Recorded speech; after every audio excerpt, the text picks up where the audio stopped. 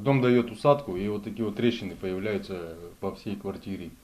2 ай бұрын қолжетімді баспана бағдарламасы арқылы отбасымен жаңа үйге қоныстанған Токаревтер әулетінің қуаныштары ұзаққа созылмапты. Биылғы жылдың тамыз айында ғана тұрғын үй құрылыс жинақ банк арқылы алған пәтеріміз алғашқы жауындарға шыдас бермеді дейді. Сразу побежала в спальню. Алғашқы жаңбырда жатын бөлмеден су ағып бастады. Содан тағы екінші, үшінші жерінен сызат кетті. Шатырдың асты қарға толып, еріп үйімізге ағып кеп жатыр. Тұрғынның сөзінше пәтерге орналасқанда мына қабырғадағы жарықтар осындай жағдайда болған, кейін созыла беріп барлық пәтердің ішін алып кеткен.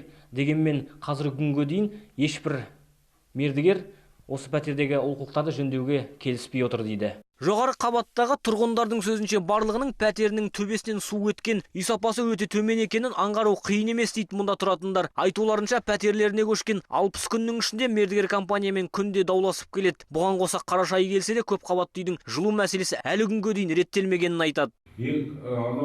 Бәрін бақылап отыратын анау щиток ол күйіп кеткен шығар.